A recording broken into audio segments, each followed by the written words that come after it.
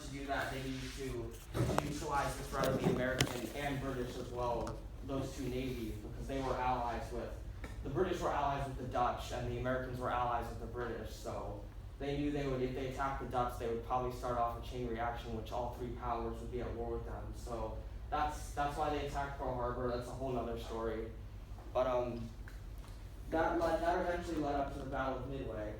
So some major events that in that time between Pearl Harbor and Midway. First of all, we had Pearl Harbor, of course, on December 7th. It crippled the U.S. battleship fleet, but the big thing was the carriers weren't there, and I'll get into a little more detail about that later. And then in December we had Wake Island, just right after they attacked Pearl Harbor, really at about the same time because of time zones. It was a little different depending on the source you look at, but.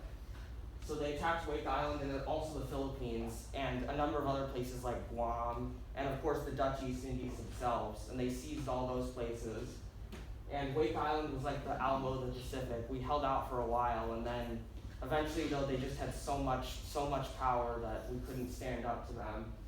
And same thing with the Philippines. It's actually a little misleading because by May we had already lost like basically the whole Philippines. There were just some holdouts in Corregidor and Bataan that were still there. So we really lost the Philippines a lot quicker than the dates may show.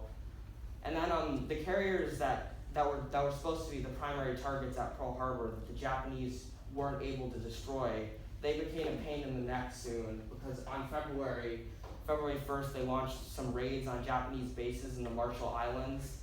And then in a little later, on April 18th, they launched a raid on Japan itself, the Doolittle raid, where they launched some B-25 Mitchell bombers off of the carrier USS Hornet, which had never really been done before, where the carriers aren't supposed to operate planes that big, and so that was a big moral victory for the U.S. It didn't really do much. And some other major events were on February 19th, the Japanese bombed Darwin, Australia, the port of Darwin, kind of like Australia's version of Pearl Harbor. And February 27th, in the Java Sea, there was a major naval battle that basically dissolved the ABDICOM forces, which was like American, Dutch, Australian, British, combined forces in Southeast Asia. And then on late March to early to mid-April, the Japanese launched a raid into the Indian Ocean with 2 aircraft carriers, which basically wiped out what the major elements of the British fleet that remained after the initial attacks in December of 1941. And then the big one before Midway was Coral Sea, where it was a tactical victory for the Japanese, but a strategic victory for the U.S. because they lost a light carrier, we lost a full-size fleet carrier. But they lost a lot of experienced airmen and a lot of planes they couldn't replace, and I'll get to that too in a little more detail later. But I'm just showing you all this to put it in context with the Battle of Midway. So, why did the Japanese want to attack Midway at this point? Well, first of all, they needed, as I've been saying before, the U.S. carriers that weren't destroyed at Pearl Harbor, they were causing a lot of pain to the Japanese forces, and so they wanted to lure the carriers out into a trap and destroy them decisively. So that was objective number 1. And objective number 2 is because you see up here, Midway is kind of in a strategic position. It's close to the U.S. naval base at Pearl Harbor, close enough that it could pose a threat if the Japanese occupied that. But it's far enough that American air power couldn't do much to the base at Midway if the Japanese happened to occupy it. So they felt that satisfying that objective of destroying the American carriers and also gaining another strategic position could be done all in one swoop with one operation, which they codenamed Operation MI. And in addition to that, they wanted to have a diversion because they knew the Americans might figure out that they're going to attack Midway. So they also decided to attack the Aleutian Islands up here, and they devoted some forces to that. But some people still argue that wasn't a diversion; it was just a parallel operation. But I honestly think the evidence shows that it was indeed a diversion to the broader Midway operation. And so as I was saying earlier, the U.S. carriers, again, this is the list of carriers that the U.S. had at the time of the Battle of Midway. We had the USS Langley, which was sunk by dive bombers in Southeast Asia in February. The USS Lexington, which was sunk during Coral Sea. The Yorktown was put out of action during Coral Sea as well. It was damaged by bombers, and the Japanese thought they sunk it, but it was actually just heavily damaged. And so that was in Pearl Harbor being fixed. The USS Ranger was in the Atlantic theater, and it was too slow to be in the Pacific. So it was basically going to stay there for the rest of the war. And as was the USS Wasp, that was in the Atlantic theater. And then the only two carriers, and the Saratoga, that was also torpedoed by a Japanese submarine shortly before, like a month or two before Midway. And so the only two carriers we had in operation were the USS Enterprise and the USS Hornet. So that wasn't good, because the Japanese had 6 fleet carriers: Akagi, Kaga, Hiryu, Soryu, Shokaku, and until Coral Sea, also Suikaku, and that was put out of action after Coral Sea, and I'll get to that a little later. But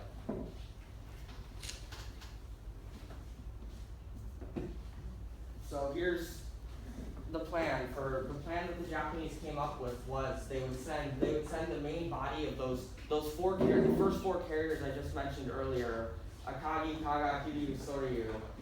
They would come up from northwestern Midway towards the atoll, and from the southwest you would have another force, which is the Midway Invasion Force, along with escorting cruisers and destroyers. And then the aforementioned force that was invading the Aleutian Islands would be up in the north. And then they also had a center main body force, which consisted of heavy surface units and a light carrier as well. And they stuck that in the back. And that would prove a problem for them. I'll get to that a little later.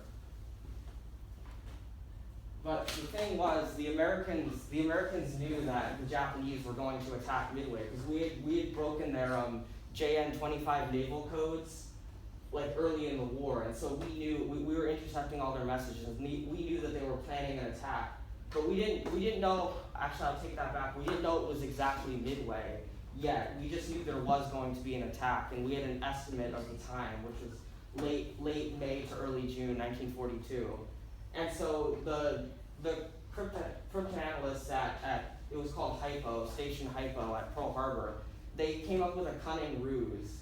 They were going to say that, because they thought Midway might be the target. So they sent out a message that they knew the Japanese would be able to intercept and decode, that said that there was a water shortage at target AF, which was what the Japanese were referring to as what they thought was Midway, it was what they were referring to as the objective of this operation.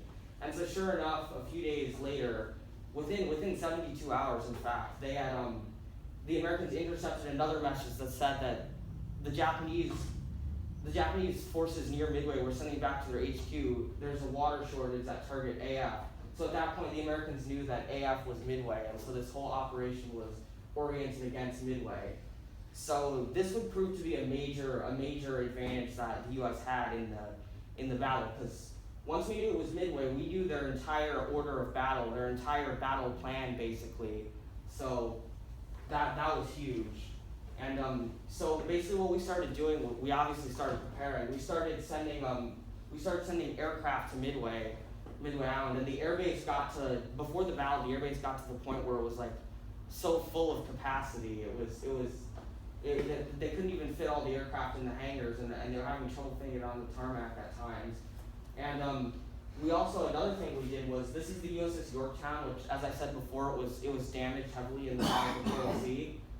It shouldn't have been ready for Midway, but there was a truly Herculean effort to repair this aircraft carrier right before Midway, because we knew this was going to be such a pivotal battle. And they managed to do it. They managed to repair the whole thing, and it was ready for combat on June 4th, 1942, when Midway happened. And so everything I've said here up here on this map here. Here's the force that went to the Aleutians as the decoy. Here's the main force, which is all the heavy battleships like including the Yamato and the Nagato, which is represented here by this fleet here. This is the Yamato itself. It's a giant super battleship, the biggest ever built, arguably the most powerful ever built. But they stuck it in the back, and so as you'll see, it didn't serve up to its full potential. Then the first carrier striking force was the primary fleet, which was in the front. That's this fleet here. Centered around the fleet carriers Akagi, Kaga, Hiryu, and Soryu, and it was escorted by the battleships Haruna and Kirishima, the cruisers Tonage and Chikuma, and 11 destroyers. And then the third component was down here, Admiral Kondo. He was moving in with a Midway bombardment and invasion force, which is represented here by these ships. And he had some heavy cruisers and some destroyers, and then of course the invasion transports. And for those of you who don't know, a destroyer is like generally the smaller ships. Cruisers are in between destroyers and battleships, so they have like medium caliber armor and guns. And then of course you have aircraft carriers, submarines. I'm sure everyone knows all about that. And then the final element was also the advanced force under Admiral Komatsu. That was basically the submarine net, which is these long range Type D fleet submarines. And so that's basically the whole Japanese fleet. And then here we have the American fleets, Task Force 16 and 17, which was the 16 was centered around the USS Yorktown, 17 was the Enterprise and Hornet, and they were supposed to be commanded by the Bull Halsey, a really aggressive, but arguably depending on who you ask, a good commander or just an okay commander, generally considered to be pretty good. That was Bull Halsey, but he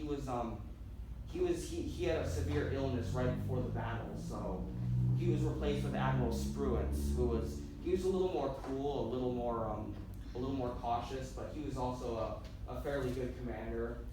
And so that's who was overall in command of the fleet. And then Admiral Fletcher was he was commanding individually the carriers on a smaller level. And then of course Nimitz.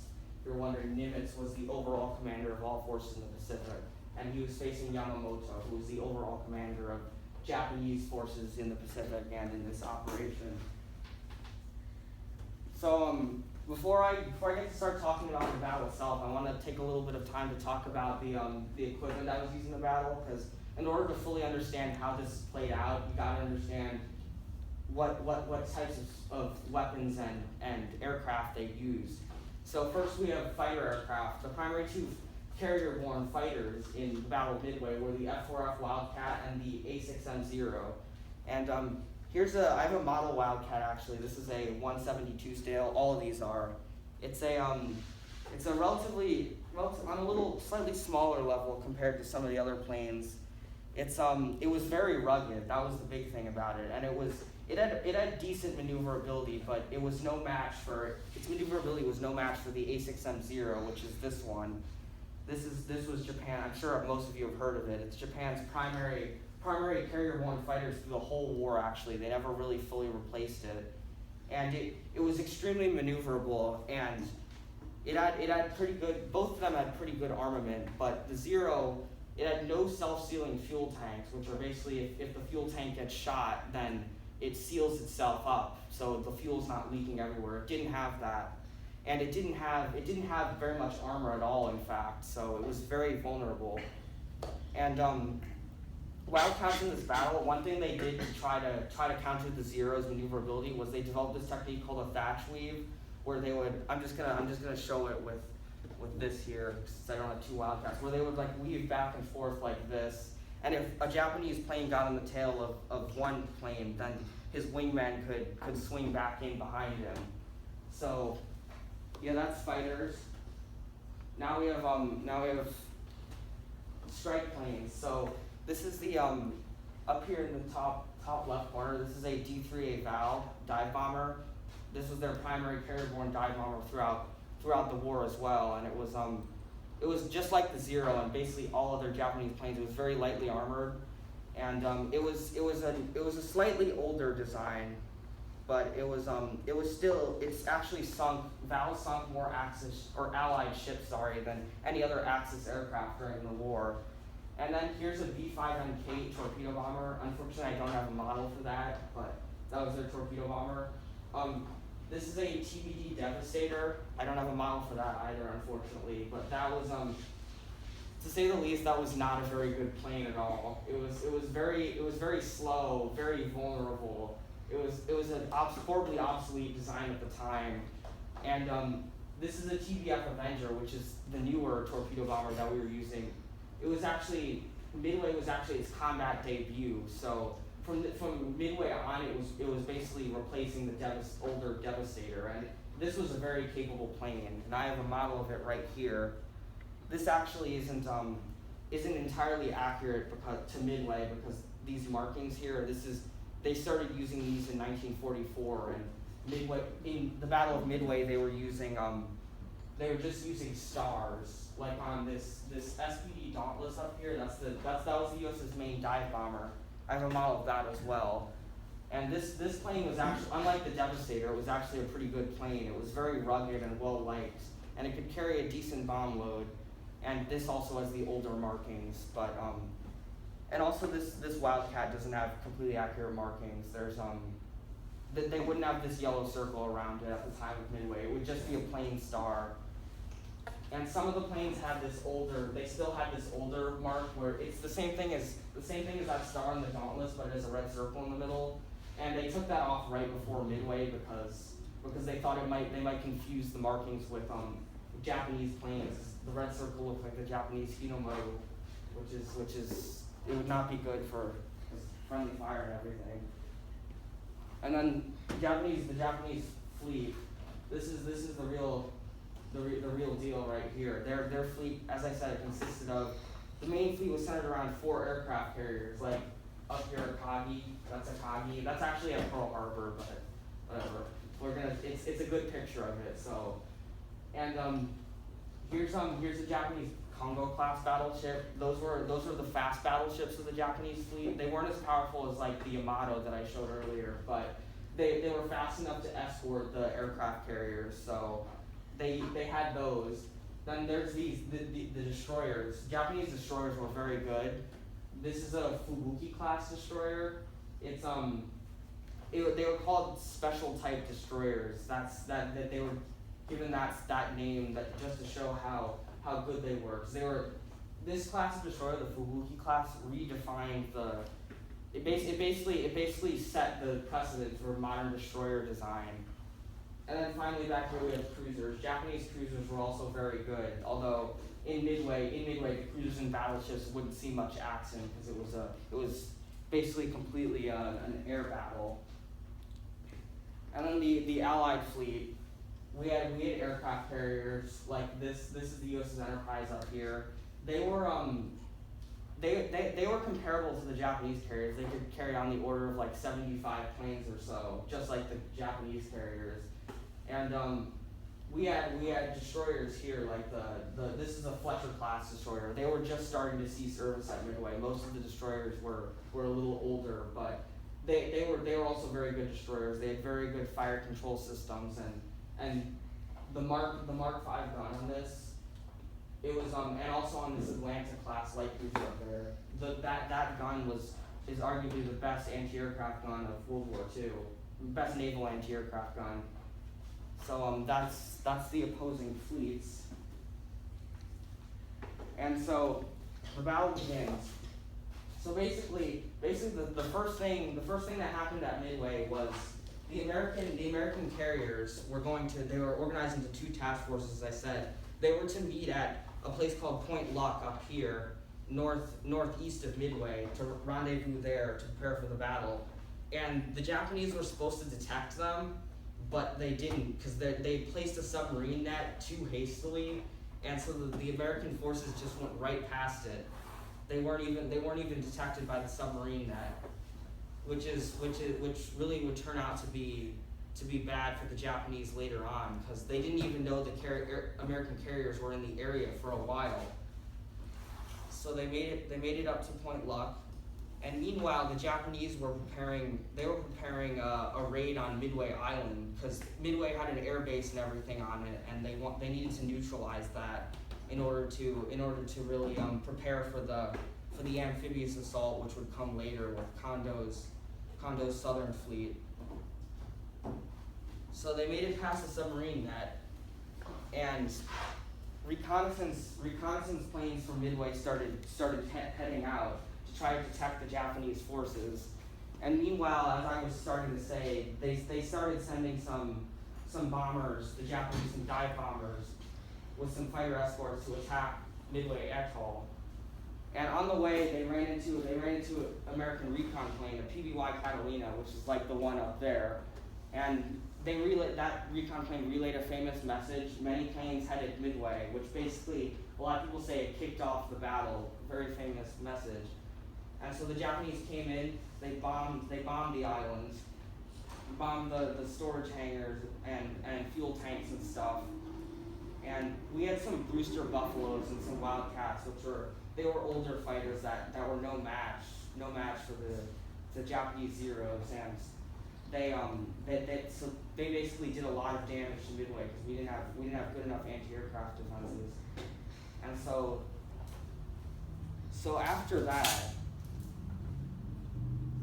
we find that the Midway Atoll is in the base on the island is in ruins. The planes are returning to base, and in addition, the Japanese recon planes have sighted at this point, or Americans, sorry, they've sighted the Japanese fleet, and some bombers from Midway start taking off to attack the Japanese carriers.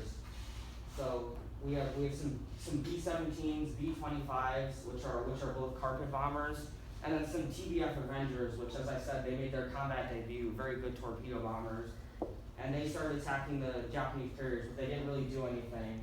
This is a picture of the Kiryu being attacked by a B-17. All the bombs missed. They literally did no damage at all throughout the whole day. The level bombing from Midway didn't do anything. But as that was happening, an American submarine, the USS Nautilus, was found. They found the Japanese carrier fleet, and the Nautilus was going to attempt to try to make an attack on the fleet, and they also radioed the coordinates back to Midway and back to the U.S. carriers. And they were going to start making an attack, but then a Japanese Zero sighted it and started strafing it, so it forced it to submerge. And then a destroyer, the Arashi, detached from the fleet and started trying to depth charge the submarine, depth charges are like little bombs that they drop off the back of a ship, which explode underwater, and they don't even have to be direct hits. The repercussions in the water are supposed to damage the hull of the submarine and force it to either surface or just sink it outright. So yeah, the Arashi detached to attack the submarine. And I'm sure you're wondering why I'm talking about this. It seems like such a minor engagement in this battle, but as you'll see later, this little engagement actually had a huge impact on the battle. Oh, whoops. And next we. Oh, thank you very much. Thank you very much. So next we have the situation. Basically, both sides know that the Americans know that the Japanese have carriers. The Japanese don't know for certain if the Americans have carriers in the area, but they think they might. And Admiral Nagumo, the leader of the first carrier striking force, he's faced with a big dilemma now. Should he attack Midway again, or should he be a little more cautious and potentially get bombers ready to attack the Japanese or American carriers? Because at this point, all the planes from the Midway raid are returning to the carriers, and on his carriers he has some more dive bombers, which are armed with nothing at the moment, waiting to be armed, and some torpedo bombers, which could attack any enemy carriers that appear. So he has to decide what to do, and some of his subordinates suggest he attacks Midway again, because at this point, you notice I haven't moved these yet because the American bombers were still, land-based bombers were still attacking the Japanese carriers, so they knew that the air base wasn't completely neutralized.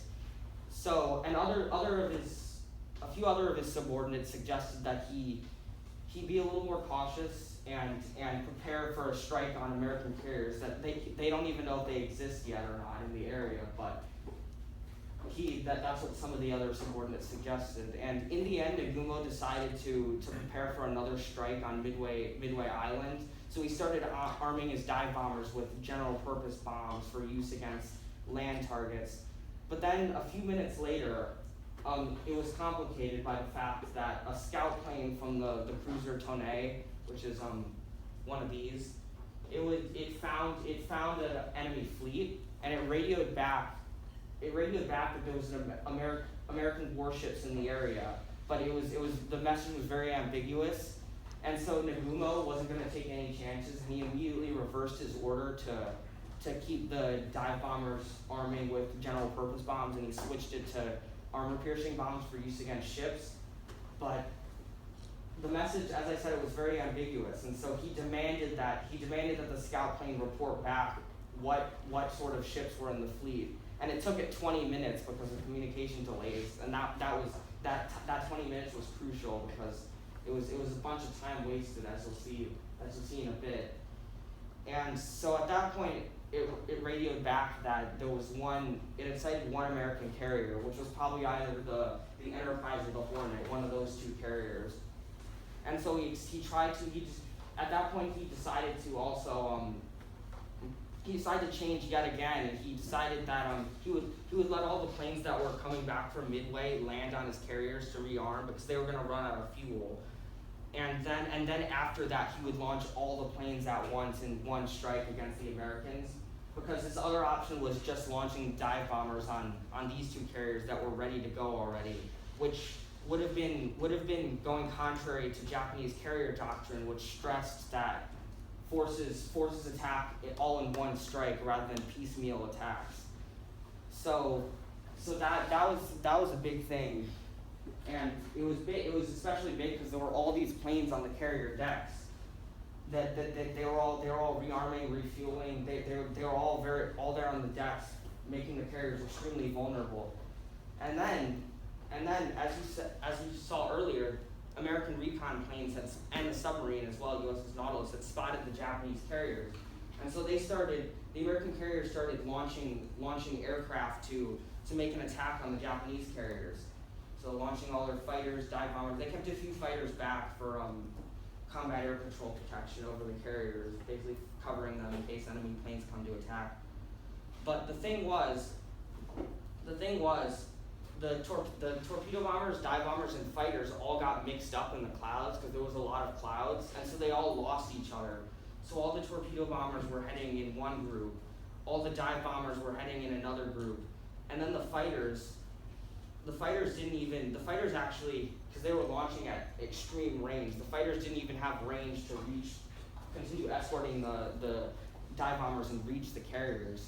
So they just ran out of fuel and returned to the carriers their own carriers before they even got there.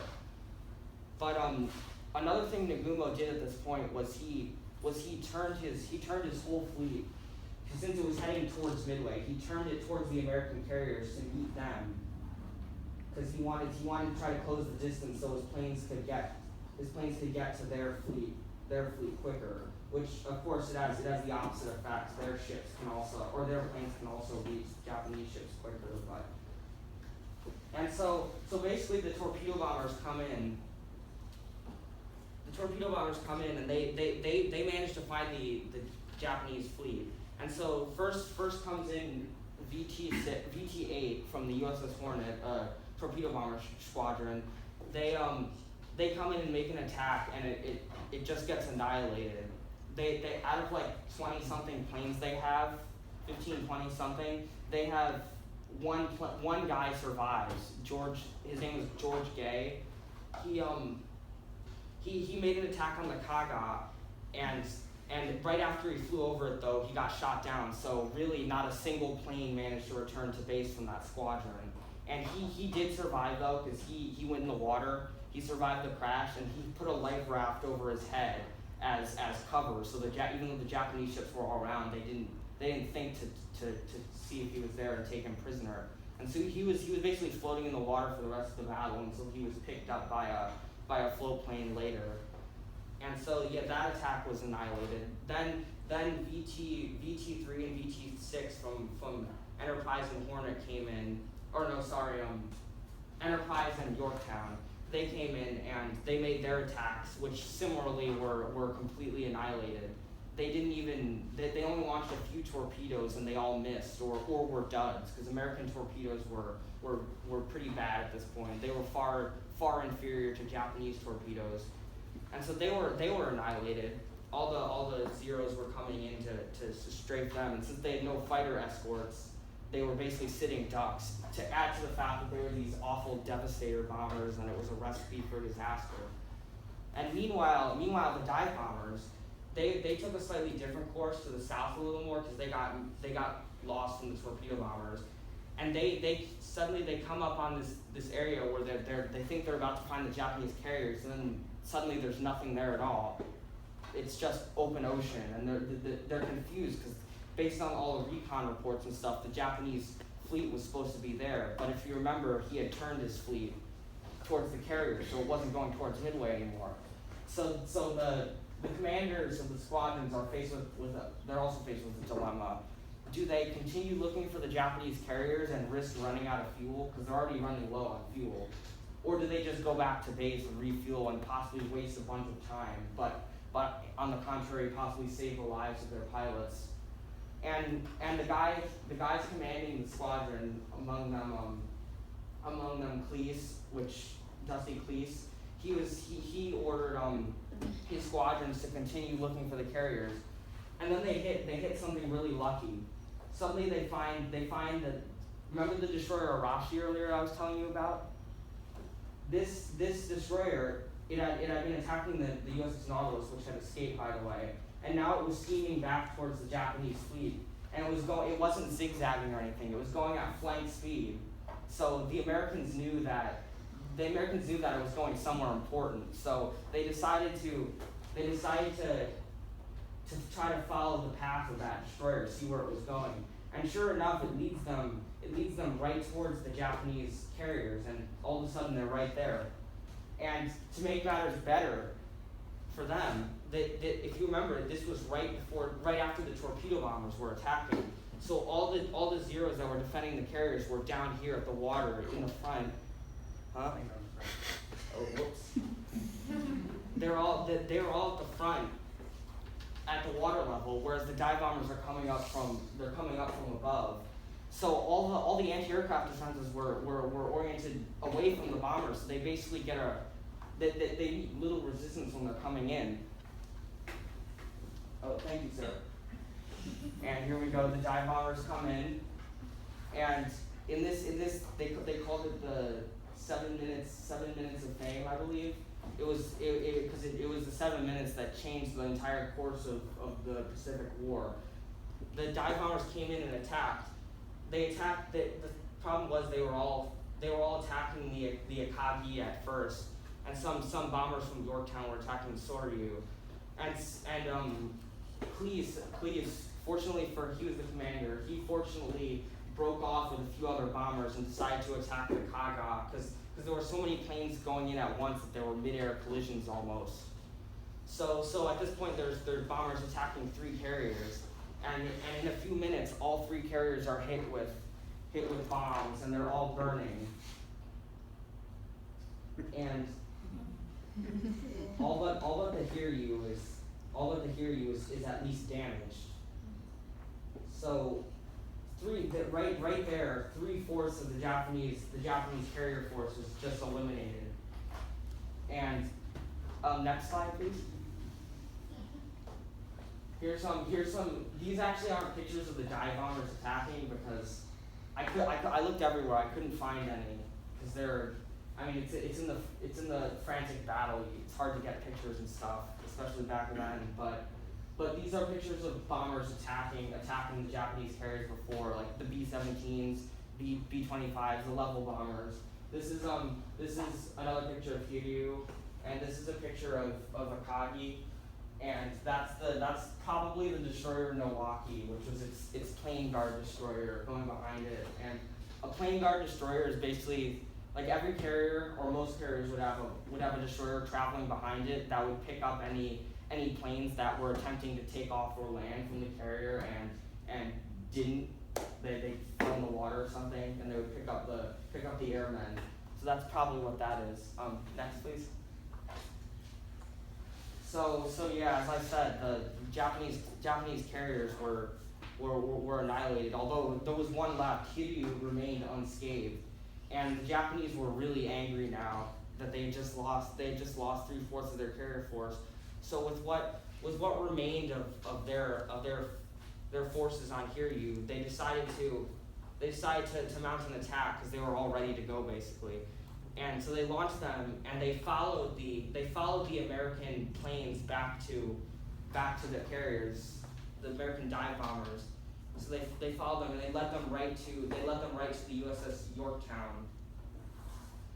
And the planes, as with earlier with the torpedo bombers and dive bombers, the Japanese planes got a little mixed up, so their attacks came consecutively rather than at the same time. So first came in the dive bombers. They made an attack on the Yorktown, and they scored 3 bomb hits, and the Yorktown was set ablaze. But American fire or damage control systems were so good that they quickly put out the fires like within an hour or so. And then the torpedo bombers came in, and they scored 3 torpedo hits on the Yorktown. And similarly, the valiant efforts of the American damage control systems were able to prepare the ship and get it to moving condition in a few hours. And so they managed to save that ship. And American firefighting and damage control stuff was a lot better. It was a lot better than the Japanese, which is part of the reason why they lost. All 3 of these carriers would later, they didn't sink immediately, but within like a day they were all either scuttled by their own ships or just sunk naturally, because their firefighting systems weren't nearly as good as the Americans. Like they used like soap suds, whereas the Americans used like pure foam, which was a lot better. And also Japanese carriers were all like closed up, and like the interiors weren't very like open or anything, whereas the American carriers, like on the sides, they had all these openings from the hangar decks that helped keep the fires less in one place. So not less in one place per se, but basically it helped air it all out so they could put out the fires easier. So they, as I said, they mounted an attack on the Yorktown, but it survived due to the valiant efforts of the crew, and they returned back to their carriers. Next, please. And now the final efforts by the U.S. though to eliminate this final Japanese carrier came next, and so the Americans launched their remaining dive bombers with some fighter escorts, and they came in, found the Hiryu again, and again the dive bombers attacked it, set it ablaze, and soon enough it was also sinking. And this is a picture of Hiryu. By the way, the pictures in the last 2 were both of the USS Yorktown as it was being attacked. This was taken by if you remember the center main body back here had a light carrier, the Hosho, and it launched some, because the Japanese stopped transmitting so many communications, and so they sent a scout plane out, and they found the carrier burning, and so they took some pictures. That's where this came from. Next, please. And so yeah, the Japanese carriers were all at this point, they were all destroyed, all sunk. And the Americans at this point, hadn't even lost a single ship. So we were doing pretty good relatively towards the or as compared to the Japanese, who just lost like everything. And at this point, there was still Kondo's invasion forces, you remember, down here, which had some cruisers and destroyers. It was still approaching Midway.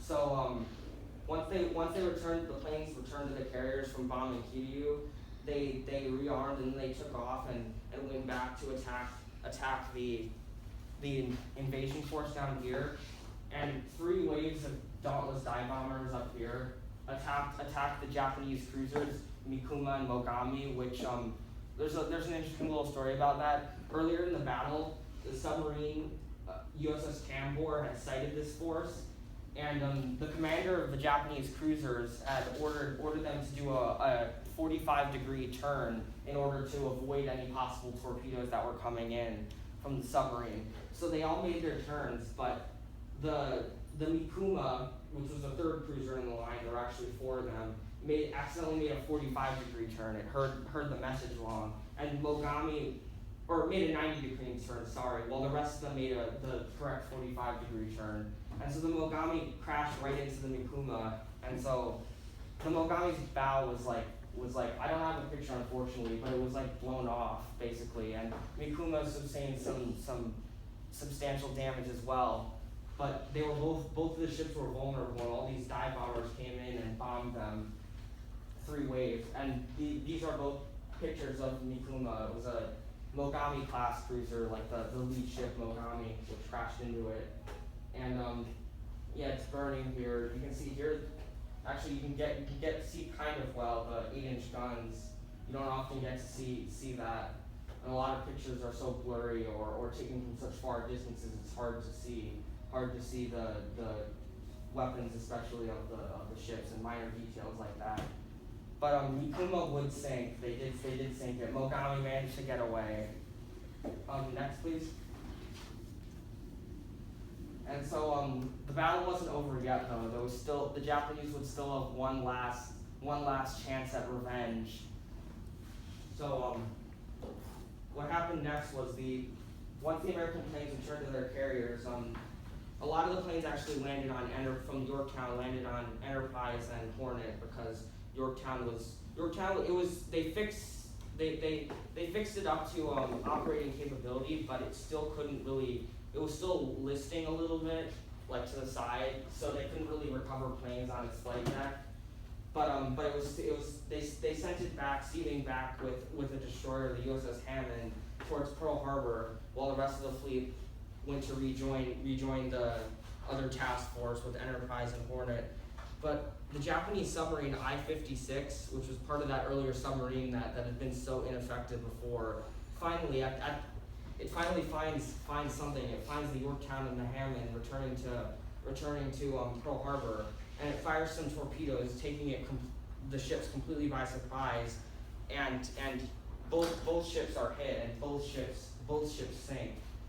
And this is a picture of the USS Hammond sinking. That's actually its bow. The entire rest of the ship is already underwater. This was taken from Yorktown, which is also sinking. And then here's the USS Yorktown rolling over and capsizing. So in the end, we did lose a carrier there. Next, please. So that was basically a summary of the battle, and now we're gonna get to impact casualties. The casualties for the Japanese were truly immense. They had 10 times as many dead as we did. Over 3,000 Japanese sailors and airmen died, whereas we lost about 300. We lost approximately 150 aircraft, and they lost about 250. And they also lost one heavy cruiser, the Mikuma, and another one was damaged, Mogami. 2 destroyers were damaged, and then of course they lost their 4 carriers, whereas we only lost one carrier, the Yorktown, and 1 destroyer, the Hammond. So they had a lot. Even just from the casualty figures, you can see that it was a complete defeat for them. And then, as well, as I've said, this really changed the course of the Pacific War, because really the only way the Japanese could win World War II in the Pacific was by dealing a number of successive victories against the Americans, crushing victories like the ones at Pearl Harbor. And that might have forced the U.S. commanders and the U.S. public to realize that defeating Japan would just take too much. It would just take too much life, too much too much material, too much everything, and so they would force them to sign a truce with the Japanese. But after Midway, that wasn't going to happen because they, contrary to popular belief, the Japanese still had a very powerful fleet. It still remained competitive with the American forces in the Pacific until like mid-1943. But it was dealt such a huge blow here that they couldn't recover. The American industrial capacity was 7 times that of Japan, and so they couldn't replace these destroyed characters. Even if their fleet was still competitive, it was still a huge chunk of it. Whereas the Americans, we could. We were getting so many Essex and Independence, which were our new classes of aircraft carriers, out by like mid to late 1943. It was amazing. And also they lost so many experienced airmen. Their pilots after Midway, a lot of their new pilots that they were training during the war were all trained very quickly because they needed more men out there quickly, so they didn't have time to give them proper training procedures. Whereas the Americans had a much better training system where they would take veterans from a few battles and filter them out to work as instructors. So we in addition to them their training levels got poorer and poorer, ours got better and better over time. And also they lost so many aircraft during Midway. Again, we could replace our planes, they couldn't, because their industrial capacity was not up to par with ours. Next, please. And so why did we win Midway? That's the big question. Because the Japanese, they had such a huge fleet. If you look at the numbers, they had like 6 battleships, 4 aircraft carriers to our 3. They had a number of cruisers. We had cruisers too, but we didn't have nearly as many. And in the grand scheme of things, they just had a much larger fleet than we did. It should have wiped the floor. They should have wiped the floor with us, really. So why did we win? Well, one of the things was our as I said before, our damage control was so much better than the Japanese's was. So that played a huge role. We almost saved the Yorktown if it wouldn't have been for that submarine. Whereas their carriers were all sunk. They might have been able to save them had they had better damage control procedures. And also, as I said earlier, the code breaking at Station Hypo. This is the guy. His name was I think it was Thorndike. He was the guy who led Hypo, led the group of people doing the code breaking. And as I said before, this had such a huge impact on the battle. And the other thing was luck. A lot of it was just sheer luck. The Japanese, they just had horrible luck. We had just great luck. Like when the dive bombers came across that Japanese destroyer, the Arashi, they should have if they hadn't seen that there, they would have ran out of fuel or been forced to return to their carriers. And then when the torpedo bombers came in right before the dive bombers and distracted all the AA cover, chances are that wouldn't have happened, but it happened to, and that proved to be huge for the Americans. And then even the submarine net, I said it before, it was so hastily placed, but even still, they still had submarines there. It just so happened that we went between the net. So that's kind of why we won Midway. And next, please. And why? So that's from our side, but what could the Japanese have done to win Midway? There was a lot they could have done. Firstly, the main body, which I pointed out. If you notice, this never. I didn't really reference this once during the entire presentation, really, maybe once or twice, because this was sitting in the back doing nothing. It was this main body consisted of 3 battleships, including the super battleship Yamato, a number of destroyers as well as a light cruiser, and some other supporting ships. And it wasn't doing anything because the Japanese, they didn't. This was a recurring theme throughout the whole war. They didn't want to risk their heavy surface elements to American air power by sending them out in the front, which they were more cautious there, but look what that got them. That lost them the battle. Because if they had these battleships up in front, it's possible that overnight they might have been able to catch the American carriers if they had managed to get through, which was definitely possible if they had managed to get through undetected. So many times in the battle that happened, where ships got through undetected through areas that. So they might have been able to catch them overnight, and the Americans had no battleships at all in this battle. There wasn't a single one. The biggest ships they had were heavy cruisers. So that if it come down to a surface engagement, we would have lost hands down. And a lot of people say, well, it's good that they did that because they wouldn't have risked it. Well, the thing is, if you saw, or actually I should mention this.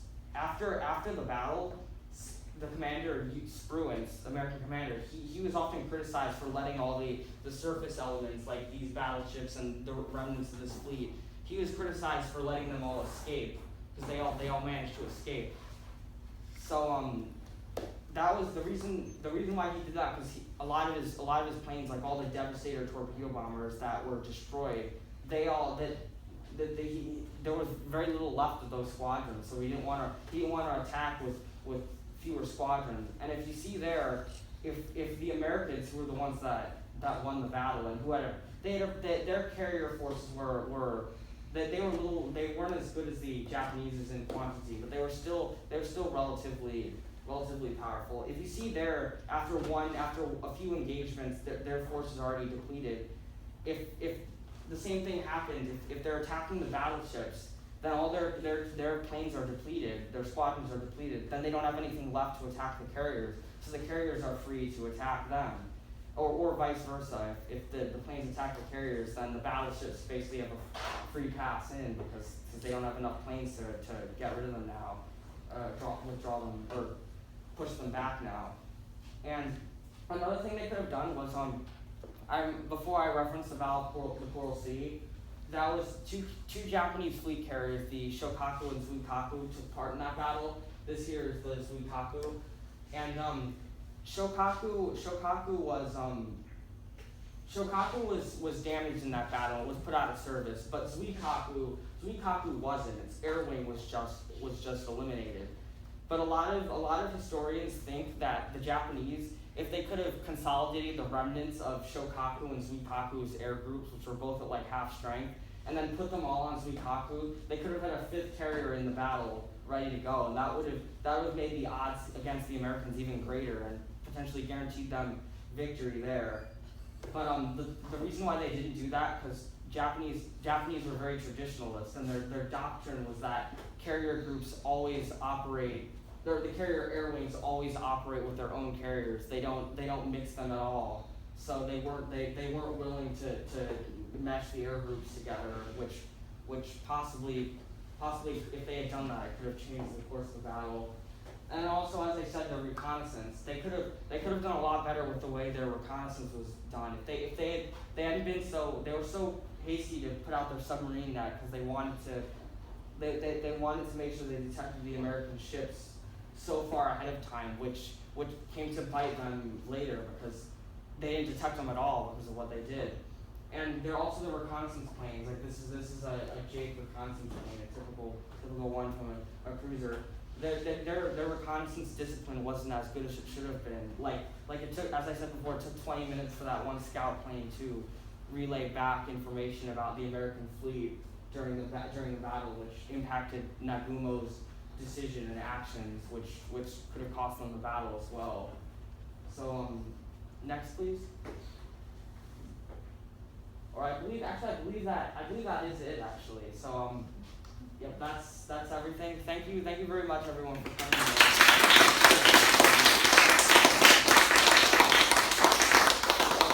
Anyone have any questions or anything? The loss of life on the Hammond and the Yorktown, I mean, there wasn't much time, I gather, for the sailors to try to evacuate. They were pretty much everybody lost, the sailors from each ship. Yeah, a lot of the sailors that were as I said, there were 307 casualties in Midway. Some of them were people on Midway Island. Some of them were aircrew, but a lot of them were people on the Yorktown and Hammond. And because they thought they were going to be able to save the Yorktown, so they hadn't evacuated it so quickly. although a lot of the sailors did manage to get off the Yorktown before it sunk, because it did take a few hours after the submarine torpedoed it for it to roll over and sink. Although the Hammond, on the other hand, that sunk pretty quickly. Yorktown didn't sink as quickly. Did the commander of both ships, either ship, survive? I believe they both survived. The American commanders generally survived because they didn't go down with their ship. The Japanese commanders, for example, Admiral Yamaguchi, he was the commander of Hiryu. He went down with his ship, whereas because that was like their tradition, their warrior culture, and that was another thing that actually came to hurt them in the end. Because he was a very capable commander. They just lost that commander just because of their tradition. Whereas the American commanders were, they weren't going to go down with their ship. They were going to get off. And live to fight. Yeah. Any other questions? Where did you first start being interested in World War II? Were you still grammar school, or were you younger? I believe it was like it was like 5th grade or so is when I started becoming interested in all this stuff. Yeah. Did you know anybody who served in the World War? I don't know any like family members. I think my grandfather who passed away before I was born, I believe he served in the Korean War, but I don't know of any members of my family who served. I do know some veterans down at he wasn't in World War II. But I know a guy named Ray. He's down at the Info Age Science Center, which is where I volunteer. It's a little history museum down in Belmar, that area. I know some veterans, a few veterans there, like this guy named Ray. So. Could you explain in how you got interested? How I got interested? Oh well, it's an interesting story. There's this video game called Battle Stations Pacific, and I started playing that, and it got me interested because there's like a little encyclopedia in the back, like that told you all about like all the units and stuff in it, and so I started reading stuff after that, and after a while I was like really into this stuff. Those things aren't always eroding the mind. That helps. Cole, you're what, 15? 16. My 14-year-old grandson, I think he met you at Camp Evans when you started to volunteer a year or two ago. And he went with me to, I was grandfather, to the facility next door with the big satellite dish. Yeah, It was used, Diana radar. That place. And the scientists were operating the keyboard and demonstrating how to turn the disk and everything, and you can see everything on the computer screen. Well, they said, would you like to try it? And here's a 13-year-old at that time, good at video games, and he started to operate it. And in 5 seconds, he was able to do what the scientists learned in a year. He could do everything. That's interesting. I was always told the Japanese ships did not have any radar. Oh, yeah. Did they or didn't they? Do you know? A few of them. None of the ships in the first carrier striking force, the 4 carriers, none of them at all had radar. Another thing that I should have mentioned is that in the main body, the Japanese battleship Yamato did have radar on it. So that could, if they had put that up in the front like they should have, that could have possibly changed the tide of the battle. The Americans did have radar. It wasn't that good at this point, but it didn't really get good until like 1943, 1944. But I think they only gave them like 15-mile. Yeah, range. it was very short range radar. But it gave them, I think, like 5 minutes heads up. I mean, that's better than nothing. Like, Right. the Japanese didn't even know the dive bombers were there until they were screaming in from above. What kind of range are we talking between the two fleets So when when initiated? when they were at 200, when they first started like attacking each other, it was about like 150, 200 miles or so, and it got a little closer as they converged.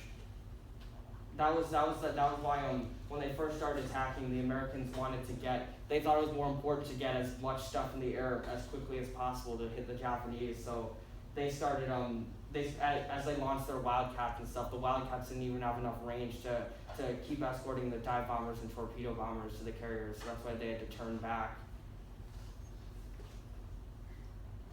I forget the name offhand, but the sub that was over here, did that play any other role? The USS Nautilus? Yeah. Did that Um, play any other role except for spotting the ship coming in? Not really. It didn't really. It after the Arashi after it started depth charging it tried to get the heck out of Dodge, and it did manage to get out basically unscathed, but it didn't really do anything for the rest of the battle. The submarines didn't play they didn't play as great a role as at reconnaissance as, I mean, it did detect the Japanese fleet, but it wasn't able to make any sort of attack on the fleet after the destroyers started attacking it. So they didn't play as much of a combat role, save for how the I-56 sunk the Yorktown and Hammond.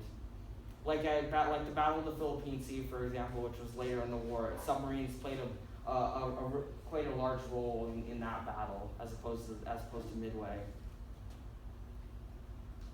I'm gonna go ahead and assume that you saw the big Hollywood movie from the 70s, which I forget, Henry Fonda, I think, and Brian Keith, a whole bunch of actors who are dead now. I'm not sure if I have. No? What is it called?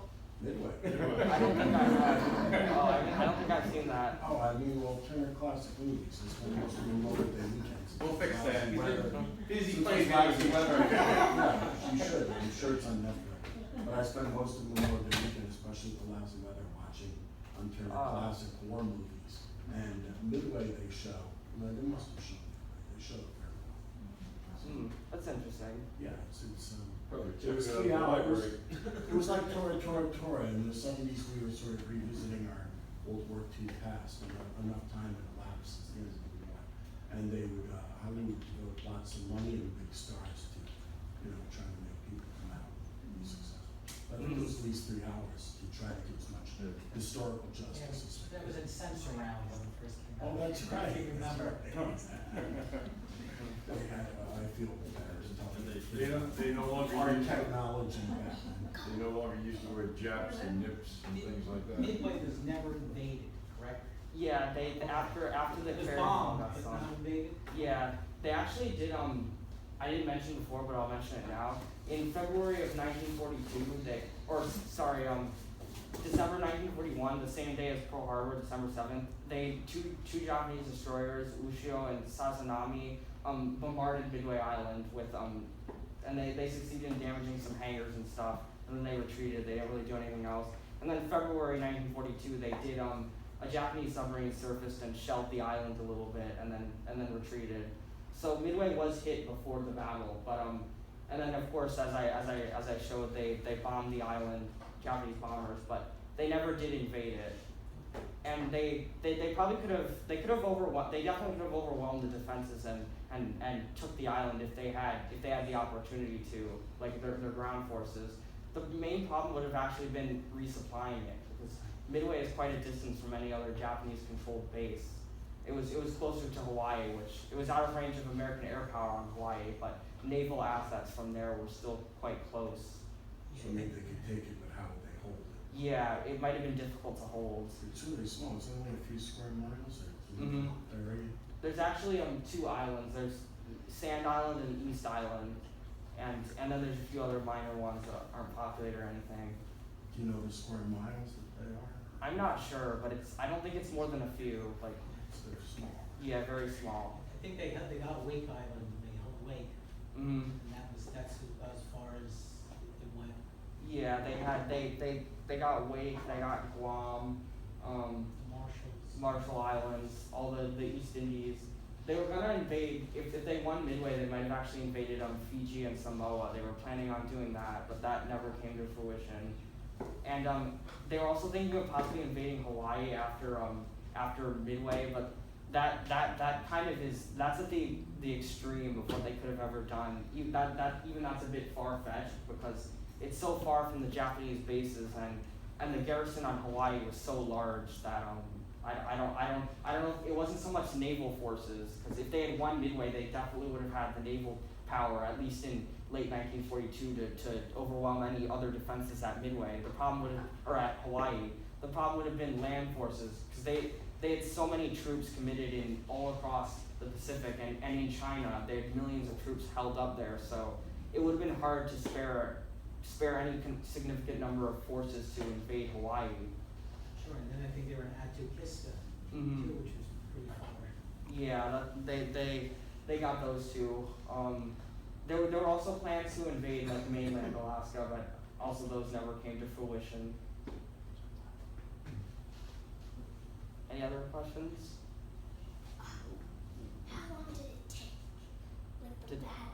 Oh, it was so most of what I showed here took place on June 4th, and then the attack on Hiyu took place the morning of June 5th, and then June 6th was when the Yorktown and Mikuma were sunk, and Hammond, and then after that was basically the end of the battle. So it was June 4th to, some people say June 7th, like because time zones and stuff.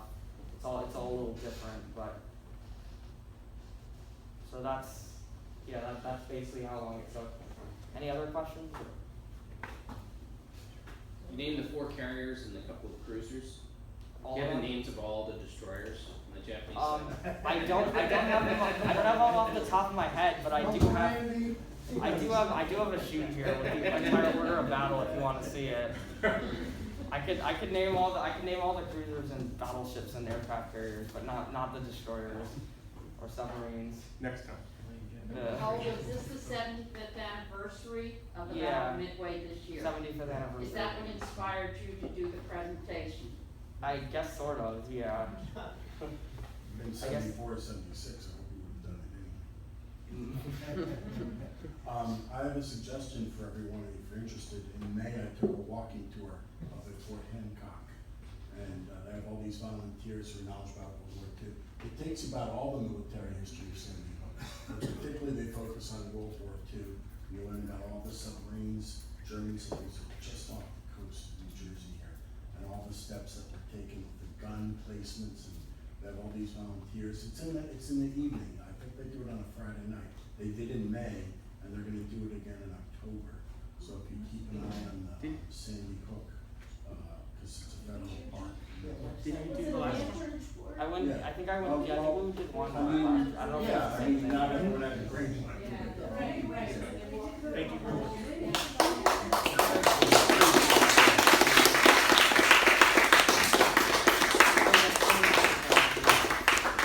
Nice job. Thank you very much, sir. You're welcome.